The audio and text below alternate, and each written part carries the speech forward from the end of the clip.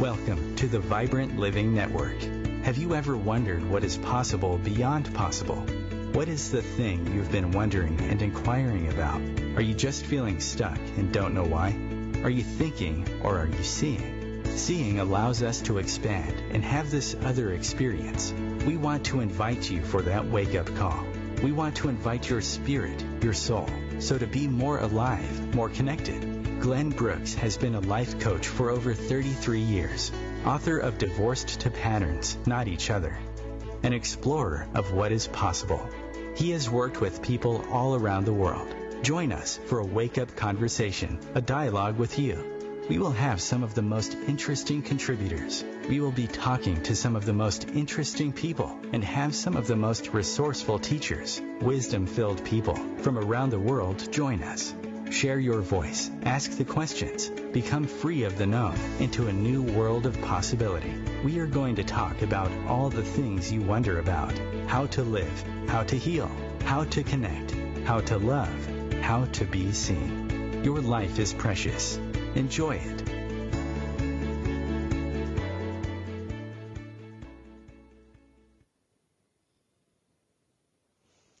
Hello and welcome. That's okay. So hello, welcome. This is the Vibrant Living Network on OMTimes Radio, and I'm Lisa Rose. We're waiting for Glenn Brooks to join us, and well as our guest today, John Adago, where we'll be speaking on meeting the remarkable and an exploration in and of that. And I had to chuckle today. A lot of people aren't aware, but we're in the midst of a huge solar storm, and they said that the winds are traveling at 2 million miles per hour, and in where I am, we just experienced 70-mile-an-hour winds. So, well, maybe perhaps some of this technical difficulties that we're experiencing today have to do with those solar storms. I think it's interesting because it's beyond the realm of what we see. All of this stuff in the cosmos that's going on around us, and they said that the peak of it actually was yesterday and today.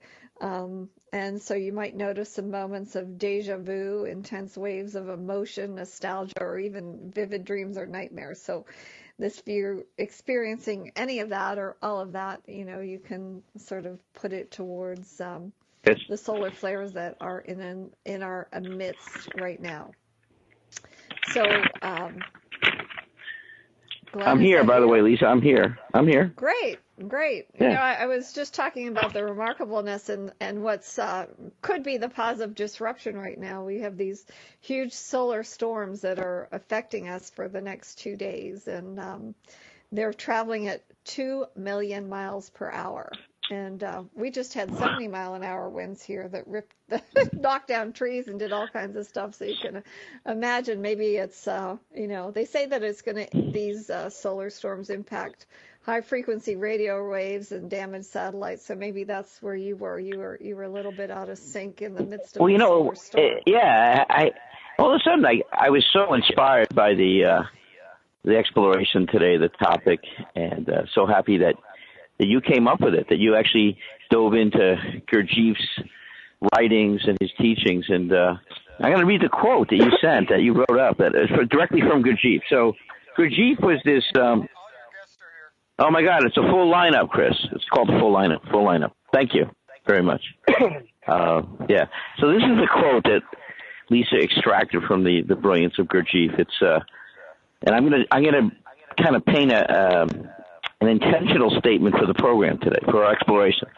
So you must understand, he says, you must understand that ordinary efforts do not count. Ordinary efforts do not count. This really hit a chord. Only super efforts count. Well, being in the world of speaking, a good chunk of my days, people come to see me, and I work with people on their stories. What's the most moving thing about the story? So as an example, yesterday, this woman who works with dogs is saying to me, I'm saying to her, tell me the story. And I said, you'll know it because you'll feel it from me. You'll get a sense that I'm listening to you. I call it listening to the listening. And I ask you to retell me the story so I can feel the story vivid. And I realized when you wrote this language, or the language of Gurdjieff, super effort. what is this thing called super effort? I had to dive in deep for that.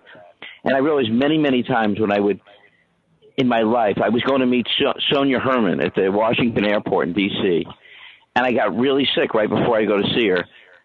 But part of me was like in this super effort. I just really wanted to go see her. And I remember being really ill and rebounding. She wrote an amazing book on birth and how our birth, the way we're born, makes a difference to every aspect of our lives. And I went to see her, and it was just sort of miraculous.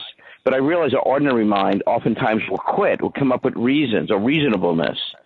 And we're not in touch with this super effort. So every renowned person I think that I've met who was contributors, whether they're artists or doctors, or as an example, John Adago, who used to be a speaker on radio. Now he's going to go give these seminars, give these talks. John Adago has written several books on the mystics, the people that seem to make a profound difference, like Gurdjieff. And we got Nate Hughes, who's now on the Vibrant Living team, who's going to make a profound super effort difference. And you, Lisa, making a super effort. I want to say that all of you have made a super effort difference for me. And I love this language of super effortness. And I realize it's those moments. And I want to give one more example. I was talking to Anna Forrest, one of the world's leading yoga teachers, and we're having this conversation. I'm sitting against an oil burner. It's the middle of winter. And she says to me, you know, Glenn, I was doing this outdoors course, and I could barely make it up this 50-foot pole. She had to climb a 50-foot pole in a mastery course. And she says she was absolutely exhausted. When she came down from the pole, she looked at this guy who was in a wheelchair, and she cried. And she said, I'm going to do the pole again just for you this time. Just for you this time. And with super effort, she climbed the pole again. So this super effortness you could bring to your life. And John Adago is going to be teaching this and bringing this to you from his own depth of experience over the last 40 years. I'm going to give out his website to you, too. I want to welcome Nate. Nate, you're on the super effort. We got a super effort now division of Vibrant Living because of this update of super effortness. So welcome to this new aspect of the super effort Vibrant Living team. You're welcome. Thank you. Appreciate it. Yeah. Glad to be here. Yeah. So Lisa, is John Adago available? Is he? John is here. Oh, how wonderful, John. It's nice to have you joining us from Florida, and welcome back, Nate. It's nice to have you join us as well. Yeah, it's great to have everyone here. So thank you, Lisa. So, okay. First of all, John, I want to make sure everybody has your website. Would you please give out your website? It's thejourneyback.net. Thejourneyback.net. All right. So what Gurdjieff refers to about super effort, of course, Nate having connections to, retreat centers, and I could see this as an amazing weekend. How the heck do we access this super effort that Gurdjieff is referring to? And I would love you to dive into your experience and share with us about this thing Gurdjieff calls super effort. Well, the first thing that he attempts to make clear is that the ordinary condition in which most of us live our lives is far short of our full potential. That the growth in mind, heart, spirit, the refining of the quality of attention, the expanding the radius of awareness, these things do not happen as a result of the everyday efforts we make in life, in our career, in support of our families, and serving our communities. Something else is required. Gurdjieff compared it to men and women are floating downstream with the currents of life and nature. What he explained is that what's required is they have to begin to swim upstream, against the current, against the forces of nature, against the arising of the continual flow of their own desires that push and pull them in many different directions, many conflicting directions. So he spoke about, well, how is it that a man summons the will and makes this effort to evolve, to become more than the way he finds himself?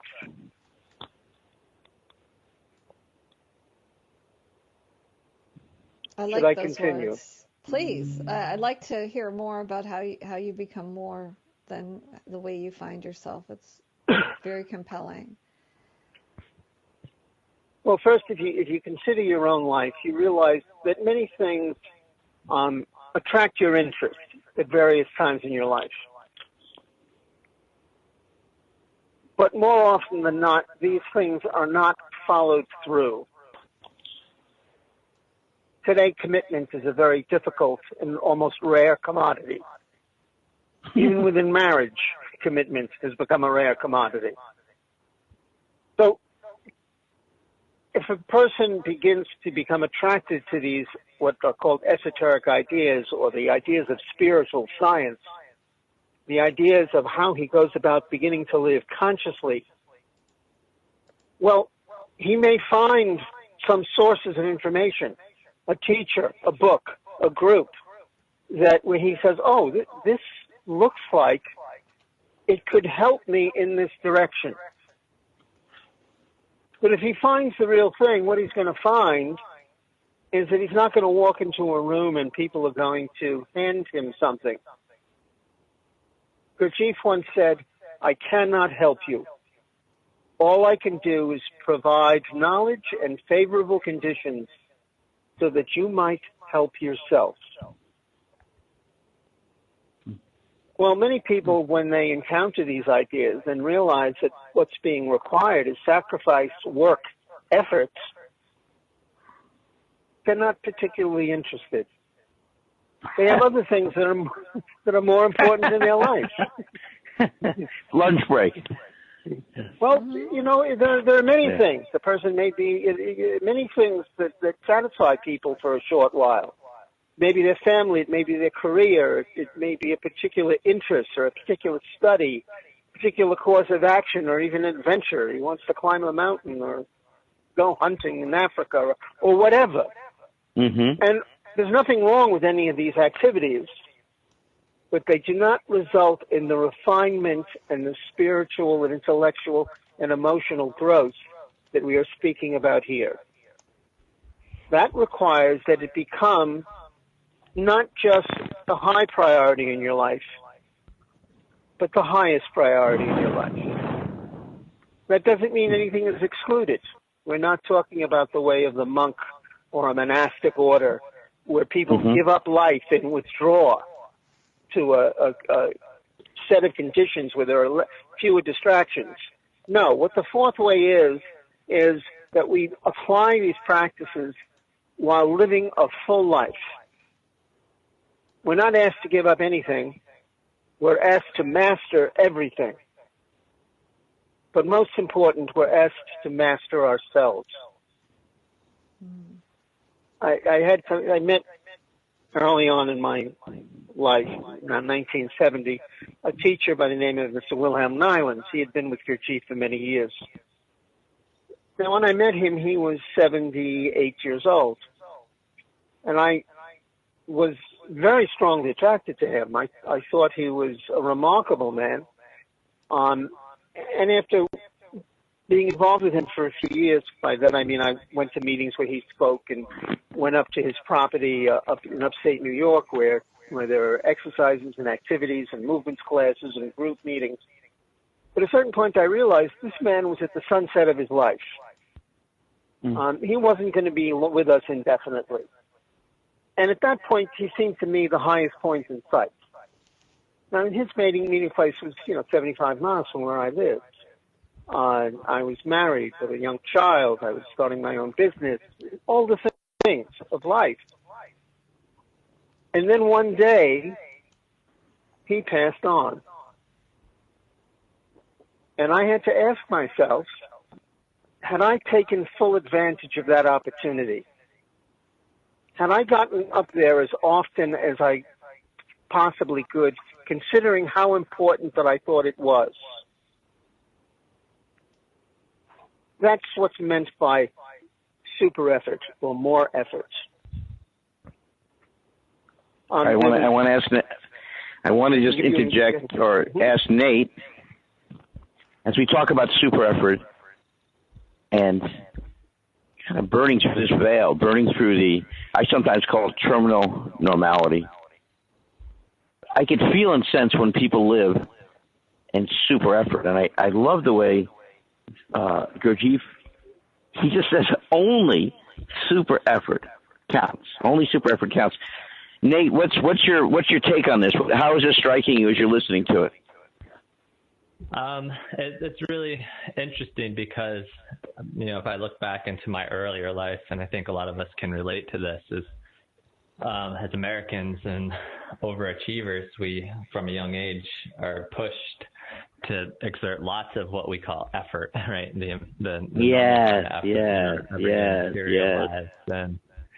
We keep trying to achieve something, so we exert a maximum amount of energy with the thinking mind, and we achieve and we achieve, and we keep wondering why every achievement we get seems less rewarding and less fulfilling, even though each achievement we get is technically bigger and bigger in terms of what we're getting. And that was a really profound statement that hit me once I started to round the edge of realizing that I needed to let go a little bit and exert a different kind of effort, and comes from the Zen practice. And I know we just alluded to this. It's not where you have to go live some monastic way to achieve it, but this kind of effort that we exert in real life, there's always this something extra aligned with it, right? We're trying to get somewhere. We're trying to do something. It's not that we're doing these things for the inherent self-fulfillment of doing them to the best that we can do them. There's always some reward tagged to it, something extra that we get in return. And I think that is part of what Gurdjieff is talking about with super effort, is that we have to do these things without some kind of expectation that we're going to get somewhere. We just have to do things for the sake of doing them for the best that we can, and not expect anything back in return. And I think that part of it's very key to me, and I'd like to hear a little more about your thoughts on that, John.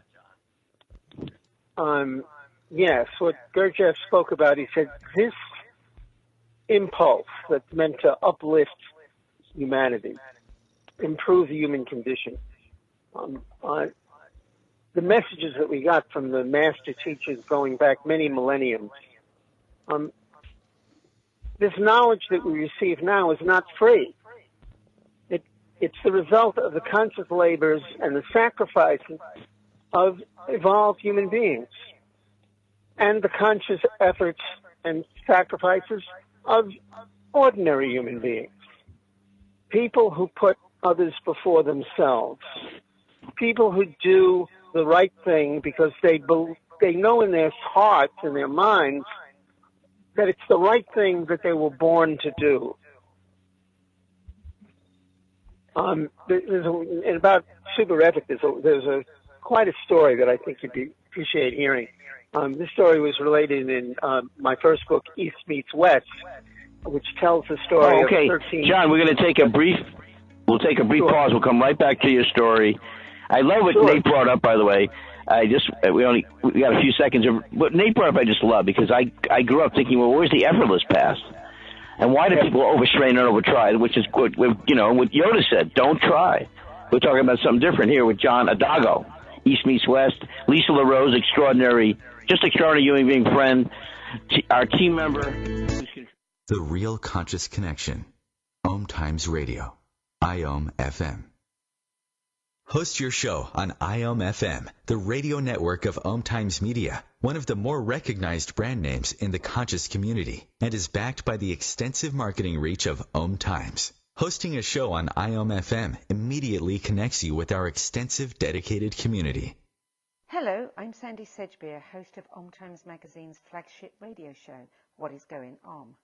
My passion is sifting through information, research, and innovations from new thought teachers, speakers, and researchers, pushing back the boundaries of what we know about life, energy, metaphysics, and the universe. I love shifting perceptions about who we are, why we're here, and how quickly impossible becomes normal when we open our minds, expand our awareness, and accept that the only limits that exist are those we place upon ourselves. So if you're the kind of forward-thinking, eager investigator of what lies beyond the current reality that most perceive, why not make a date to come play with me in the field of possibilities at 4 p.m. Pacific Time, 7 p.m. Eastern Time every Thursday, and together we can discover what's really going on. Hi Hi, this is recording artist and composer Yuval Ran, inviting you to a voyage through the chakras, a new double album of guided meditations to transform your life, a sublime musical medicine for nourishing inner peace and reaching to your higher virtues. Get it now at metamindfulnessmusic.com, METTA mindfulnessmusic.com. In the wake of a disaster, what one thing can you send that will help people the most? A blanket, a tent, a sandbag, a doctor. Actually, if you send a monetary donation, you send all these things. Even a small donation can make a big impact and can quickly become exactly what people affected by disaster need most. In the wake of a hurricane, your monetary donation can make a huge difference to those in need. To donate, visit supporthurricanerelief.org. That's supporthurricanerelief.org. Brought to you by the Ad Council.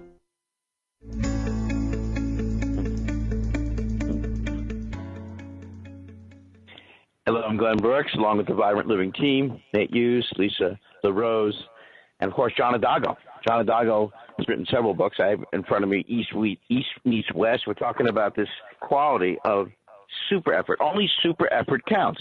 Nate asked a great question, I thought, about effort and overstraining. And you're going to tell a story, John. I'm very inspired to hear your story. Well, yes, this story is about the last day of Gurdjieff's life.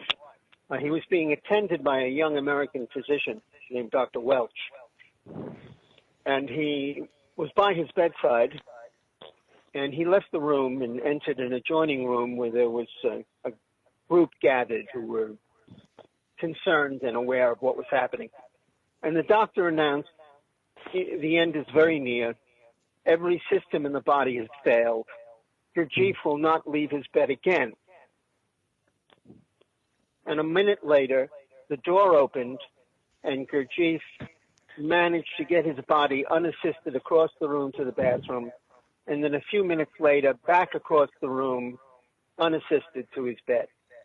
And when the doctor who wrote about it said it was, he picked up his failed body as if by the scruff of the neck and directed it to walk. Now, what's remarkable about the story is, well, one, he did not do that for himself. This was the teacher's final lesson. And what he was teaching is that it's not the body, the physical body, that sets a limit to a man and to what he can accomplish. It's his will. And with his last act, he demonstrated the indomitable will that manifested his entire adult life. And he did it for others. Wow.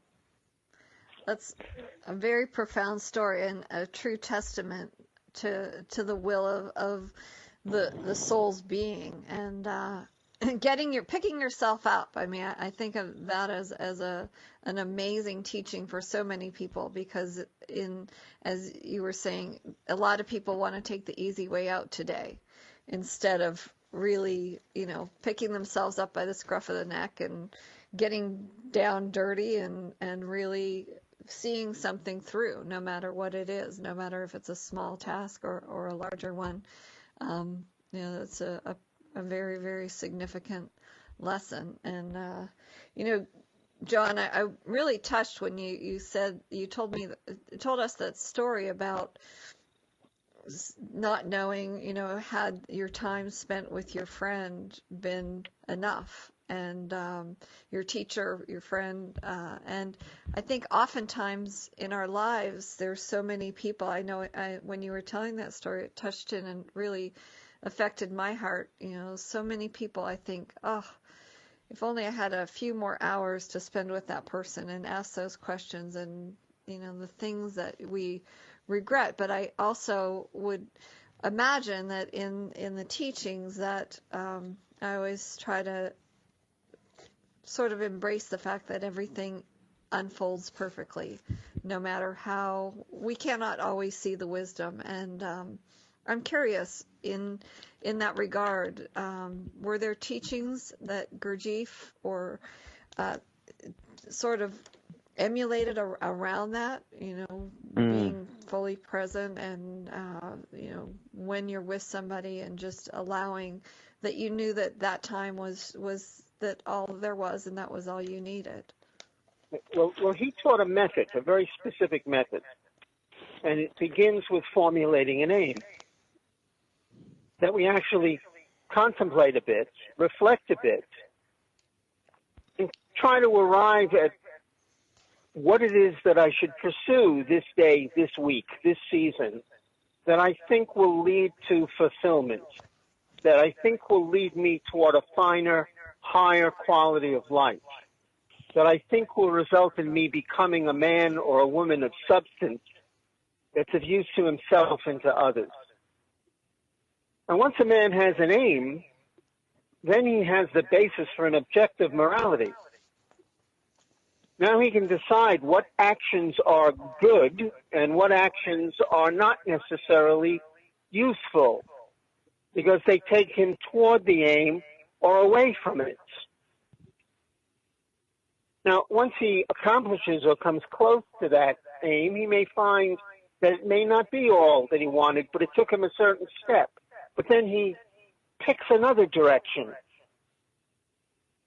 something that he thinks will lead to him getting out of his ordinary state that he finds himself in into one that he considers to be a finer, nobler level of being. Mrs. Ouspensky said, if a man doesn't have an aim, he tends to walk in circles. It's like a man lost in the forest. His life travels in circles. We need to live our lives so that it begins to travel in a spiral. That our actions refine. And, there's a time factor in this work. We know there's a time factor in our life. We know that our years are numbered, our days are even numbered. Though we don't tend to live our life that way, we tend to lead our life like we have all the time in the world. But the real time factor in this work is the number of times that you put the pursuit of truth first.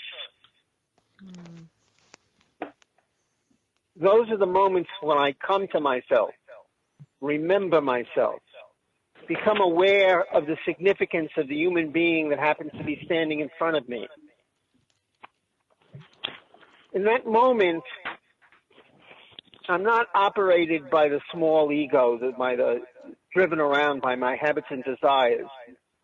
In that moment, I'm liberated from that because I'm acknowledging something greater than just this body. I'm acknowledging a greater spirit that exists not only in me, but in everybody that I meet. These are conscious moments. And a conscious moment is a moment in eternity. And I think that's very powerful. And what hits me very strongly is that, alluding that to a spiral. And the reason I think that's so powerful is that it breaks our thought process down in so many ways. Not only does it kind of break the conceptual process down that might cloud what Gurdjieff was talking about with super effort, it also breaks down our forward linear process, which also takes us away from what right effort might actually be. How did it speak to you personally, Nate? Like, what image came up, or when John said a spiral? Like, tell me how that impacted you physically, emotionally. I tend to think about the infinity, so I love the idea of spirals and infinity, of kind of having significance in our movement and our breath, and I'll be able to listen. How does it, on a personal level, how do you work with spirals in your life? I'm taken back to nature. I'm taken back to how we can learn from our setbacks, how we can continually keep going because it's a constant process. And to me, it just really breaks down that linear discursive mind that takes us away from those conscious moments that we were just talking about. Right. So I want you to be one of the professional paid or workshop participants. What burning thing do you, like, run something by John. Obviously, you have so much interaction with people coming to share workshops that are about deep wisdom and bring into our lives. Is there something else you want to run by John so John could deliver this to some audience people that are just, they're in between and they don't have this sense of super effort and bring it beyond their linearness? I love beyond the linearness, by the way. We put linearness on a pedestal. I think it's using imagery like we're using today in some kind of way too, because it can become a little complex, because even in a lot of different religious backgrounds, I think of Buddhism, because that's the center that I worked at for a while, was somewhat based off of. And there's what's called right effort in Buddhism as well. And again, it's a little enigmatic, just as super effort's a little enigmatic in the sense that it's not effort as we really think about it. And how can you really deliver that to people who have been conditioned from a very young age to think about effort in that striving, very selfish, linear sense? And super effort is a tagline, but perhaps we need more symbolism around it to help break down those cultural conditionings that have taught people, what their idea of right effort is, that's constantly left them distraught and dissatisfied and with more content in their lives. I love what you language, Nate. I love, John, I relate. So when Lisa first sent me the quote about Gurdjieff, which is, you must understand that ordinary efforts does not count. Only super efforts count. I realized I couldn't stand the notion of super effort. I see so many people straining and thinking trying is going to do something, and then they push and they strain, but there's no sense. Somehow when I saw this in print and I discussed it with Lisa, I realized super effort is a rare, distinct blessing that brings another aspect of our conscious and our brain forward. And yet I totally relate to what Nate says in terms of we have a culture that's straining and burning out, that's draining our bodies with this false notion of effort. How would you bring this to people in a way they could bring this in their lives without burning out, but really be able to use the super effort as a resource of awareness and blessing and a new level of power that we could share with people? Yeah, so it's not effort like the kind of effort you would use if you were trying to lift up an automobile, right? Or do something that you found very difficult and very unpleasant. What we're talking about is the effort to live in the wakefulness that we begin to make choices, discernment between the good and the pleasant, discernment between the fine and the coarse, discernment between the experiences, the people, and the activities in our lives that lead toward fulfillment, well-being, growth, and the ones that really are just passing time. So what we're talking about, we used to use the word discriminate, but discrimination now has kind of a negative quality to it. A better word is choice, discernment. How do we actually know the difference between what's substantial and uplifting in our life and what is not? What leads us toward eternity and what leads us toward our death?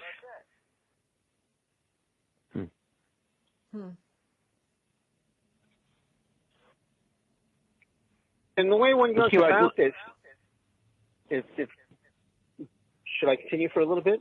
No, I just wanted to give it your website, because a lot of people are going to be in touch with John Adago and learn about his work, all his beautiful work, and upcoming talks and workshops. Please, John, go ahead and give out your website today. Now. The website is thejourneyback.net. Thejourneyback.net. And through that, I can be reached and contacted if you have questions or if you want to contact me for any purpose whatsoever. And the two books that are available are East Meets West, and the second book is Ancient Wisdom Can Enrich Your Life Today. And both of those are available on Amazon and can also be reviewed on the website. Beautiful. Thank you. You're welcome. Oh, Nate, Ned, I love so much what you brought up in your inquiry about people's conditioned response to effort, and that super effort is a totally different thing than we grew up with. And I think for a lot of people, they're lost in this effort. Stand up again and share something to bring more light, because I think a lot of people are right on your trail, right on what you're bringing up is so significant. So allow John to make this even a finer point based on your inquiry, being in the classroom here.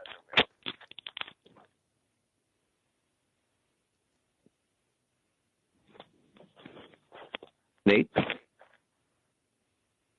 we lose Nate? That sounds like it. Okay, let's go to Lisa. Okay, so Nate actually had to go somewhere. So I thought he might have. Okay, anyway, Lisa, let's go to you. Lisa, I think this point that John's making and bringing home is so really could turn people's lives around. It's a real fine distinction between over-efforting and straining and having this other approach to life. Lisa? Well, John, when you speak about it, and it really, over the last week, I think, as you're speaking, I think of personal incidences where I'm working at renovating a house, and I have certain contractors who come in who really are fully present, and they're awake, and they see and they listen, and they're interacting with me as a human being, and they're meeting my needs on such a simple level. But there's, another example of somebody who came in, and I was very explicit about the type of trim that I wanted. And when he went to the home improvement store, he came back with what he wanted, not what I wanted in this particular home. And I mean, as an example of this, but I think about all the different interactions where, whether it's a cup of coffee and how somebody really wants to make a cup of coffee. If you've ever been in a coffee shop, you have somebody that is there and they greet you with a really warm smile, and they make a super effort to make you, comfortable, and they welcome, you can feel the warmth of their heart and everything that they prepare for you. And I think that's really what you're trying to awaken in individuals. You're trying to, keep these teachings in the forefront of modern day times and allow people to really be thoughtful and, touch into all of the ancient wisdoms that really have brought us to where we are today, but we've kind of gotten into a sort of a single-serving lifestyle. We go through a drive-through, we don't have an interaction, there's self-checkouts, there's, all of this loss of connection. And really, yes, as you said, we're here for such a short time. Our days are numbered. And to lose that, the remarkableness of a heartfelt connection, even if it's just a simple conversation, really makes a big difference. And I know it makes a difference in my life. Well, it does. Those are the moments that count.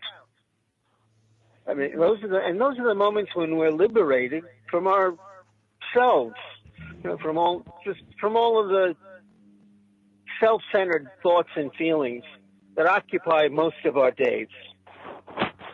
But then we meet someone who serves us a cup of coffee or connects with us in a particular way, or in a moment their attention and concern is about our well-being, not theirs, and we're uplifted by that interaction. Yes. Mm-hmm. And inspired perhaps to have more of that in our own lives. And we're going to continue. Go ahead. We're going to continue in a moment. I love Lisa, your personal story, your personal experience with the people coming to your house. Another thing I want to ask John, and invite you guys to ask along with me, is the correct use of effort. The correct use. A lot of times we use effort against ourselves. We'll talk about freeing up the power and the wonder with this wonderful sense of super effort in a moment with John Adago. Feed your soul with waves of consciousness on OMTimes Radio. Ascending Hearts is no ordinary dating site, but a spiritual dating site with a purpose, to link you with your soulmate. We engineer the serendipity so you can trust that you will attune with someone that has the same matching vibration as you. Ascending Hearts, the conscious dating site for the spiritually aware. Try Ascending Hearts for free. AscendingHearts.com.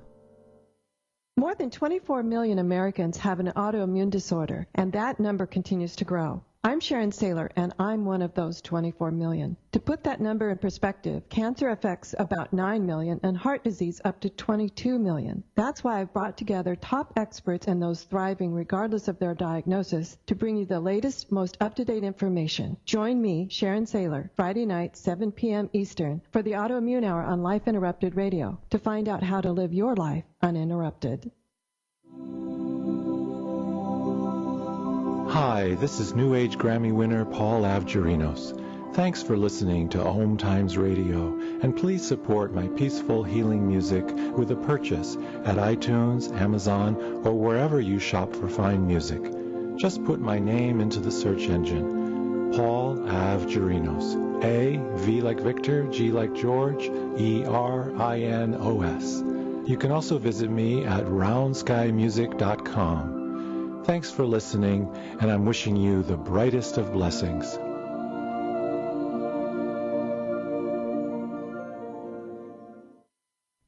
Melissa from Michigan. I work an extra part-time job serving lunch at my child's school, but I still can't afford to put food on our table. Daniel from California. Choosing whether to pay the rent or pay to fix the car to get to work doesn't leave us with much at all. Now we can't even pay for meals. Hunger is a story we can end. End it at feedingamerica.org. Brought to you by Feeding America and the Ad Council.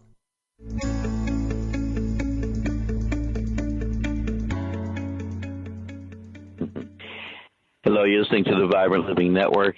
If you're ever inspired to have your own program, change the way you move, become a speaker, do check out the Vibrant Living Network. I'm Glenn Brooks, along with Lisa LaRose, talking to John Adago in our series, How to Awake from the Sleep, How to Become Fully Awake, and use these qualities like the super efforts. And John, I was just asking as we went out, I was asking about this correct use of effort, because I think for a lot of people, they get bumped around a lot with effort, the incorrect use of effort. Say, deep in our conversation and our path of action, like, I meet people every day. They get stuck in working against themselves, or they feel defeated by diagnosis, or they feel like mostly what I think people are frustrated is they don't know how to direct their effort in a way so it is super effort, and people could feel the impact of that around them.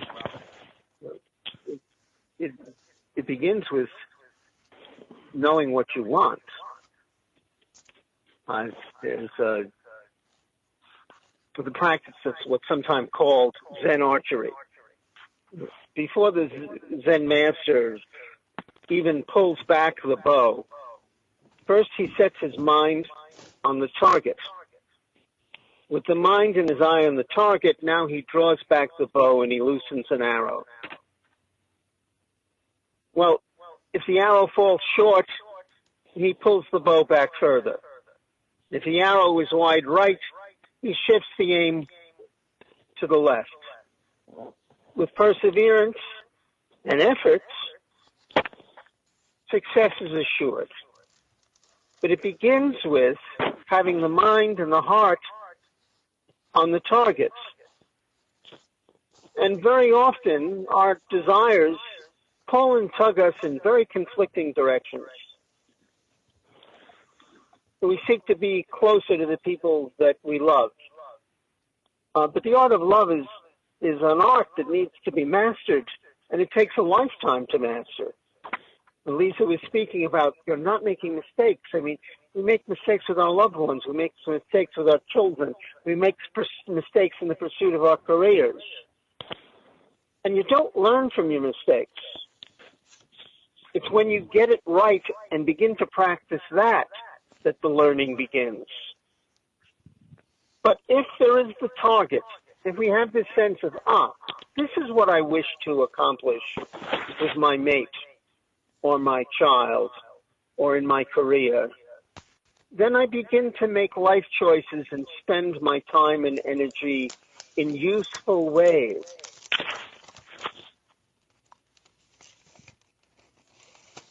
You know, what occurs to me Gurdjieff had in his teaching, the fourth way, he taught, I believe, some type of whirling dervish. He taught movements because people have a lot of tension. Tension is a factor in the physical body. How did you begin to incorporate the physical movements that would allow you to make that super effort? Tell us about your physical practice in your life and how that shifted things from your regular life. Tell us about the movements that became a part of your life. And certainly a lot of people are very excited these days. They see the impact of opening and moving and letting this other energy system open and replenish them. What about the movement as it applies to super efforts? Well, when I began being interested in these ideas, it didn't take very much self-observation to realize that I was very intellectual. And the body just really wasn't getting very much attention at all. And I realized it needed balance. And so I began to take up some activities just to strengthen what Gurdjieff called the instinctive centers. I even took a course in leatherworking once. And you begin to get led into other things like yoga or exercise or whatever. But these are things to just kind of improve the balance of the body, mind, and heart. The movements that Gurdjieff taught were not for improving your health. These were a set of sacred dances and movements that he brought back from his travels. And people in his groups engaged in this exercise, this 1 hour exercise several times a week, because it had a profound effect on them. And the effect was that it made them extremely present. The way the exercises were set up, you couldn't be in step and be in the prescribed position if you had the slightest drifting of attention. The moment the mind wandered, you were out of step or in the wrong position. So you were being trained to be present and attentive. That was the purpose of his movements. They were very unusual. I've never experienced anything like it. And well, a little while ago we were speaking about super effort. I thought they were so extraordinary that there was a time, this was when I was young and fanatical, I guess you'd say, these movement classes on a Wednesday night 70 miles away from where I lived. And Wednesday afternoon, I was self-employed, so I arranged my time so I would leave work, go over to Port Authority, take a bus up to the town, upstate New York, catch a ride from the town to the center, do a 1 hour movements class, and then retrace my footsteps and come back and get home about midnight. And I did that for 5 or 6 months because I just had never experienced anything like it, and I thought it was really important. As I said, it was also a little fanatical. But if you find something that you think will change the quality of your life, well, then an extra effort is not fanatical. It's giving the activity the time and energy that's its due. And when Gurdjieff spoke about effort, what he said is that if you don't give these things a very high priority in your life, and that means you begin to read some books, and then you say, oh, I need some other people with like minds and like efforts. You seek out a group, and then you attend that. You make a commitment to it. It becomes important to you, but not for any other reason that you're seeing results. But the results are only proportional to the time and effort that you engage. And what I'm saying applies to any activity that's important to you. And if you decide you want a PhD, or you want to acquire a particular license, or succeed in a particular profession, and that's not going to be done with a half-hearted effort. It's not going to be done in the efforts that you make in your spare time. And neither is the evolution of your consciousness. It cannot be done as a secondary measure.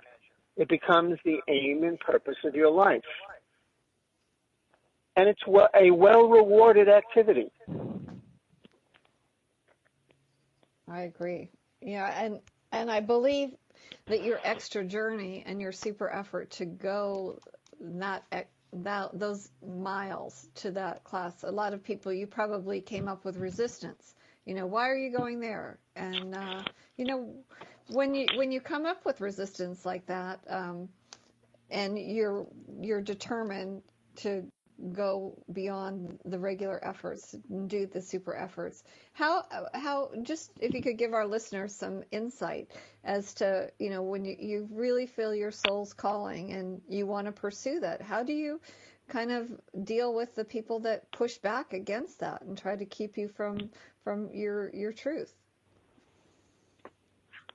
Well, very early on, what you realize is that to your own self be true, we all want to be liked and approved of by others. But that's not as important as that we approve of ourselves. Mm-hmm. So you practice something called identification, non-identification, which means, I begin to have a sense of what I am as a man, as a human being, as a person on a path or a way toward a higher level of understanding. And that I am is not dependent on whether someone else approves of my actions or not. And it's not dependent on the other circumstances in my life. I might have a car accident. And that may require, a little bit of financial sacrifice and inconvenience or whatever. But it hasn't affected who and what I am. Yeah. The people that I love, my aim is that they respect me. I don't want to be my child's best friend. I want to be their father. Mm. I want to do the right thing for them. And if that's dependent on whether or not they like me in that moment, we're both in a world of trouble. Mm-hmm. And because I'm the adult and they're the child, I have some data that knows what's good for them and what's bad for them. And, and them with all the wisdom of 12 or 14 or 8, they don't, not yet. That doesn't mean that you don't let them make choices and chart their own course and determine their own life. But you give them the benefit of some guidance and support. Mm-hmm. Very true. John, go ahead, John. Give out your website one more time for people listening. Listen to John Adago on the Vibrant Living Network. We're doing this series on how do we really wake up, and so your efforts are profound and useful. You're awake and you're inspired by them rather than they're working against you. And part of that is this exploration. Go ahead, John. What's that website? Well, the website is thejourneyback.net, thejourneyback.net. And at this point, it's a pretty simple website. It has my 2 books on it. It has my contact information. And as these things develop, where I'll be speaking and engagements will be posted there. But most important, it's a way to contact me with questions or inquiries if that's desired. Wonderful. Well, we got some wonderful upcoming people and people who have retreat centers. We got some publishers. So we kind of talk about how to bring this into our life. I happen to really love the super effort, and I love distinguishing it so that it's not the effort that drains us. It's the effort that wakes us up and allows us to be, I guess, have momentum. Momentum's a big deal for people. Momentum and bringing that to their lives and being alive. One of the things I constantly get from John, Lisa, and you actually, Lisa, is how alive and innovative Gurdjieff was as a way of life. It just seems so awake on so many levels. Mm-hmm. Yeah, and I thank you, John, for bringing this forth to us, because it just has really, it's a wonderful reminder of being present in our own lives, which is so easy to get distracted from. And so thank you very much for that. Thanks, John. Your life's precious. Enjoy it. We'll be with John Adago next week as we it looks like you have some really just remarkable people that you're going to enjoy, kind of like similar to Gurdjieff's title on Meetings with Remarkable People.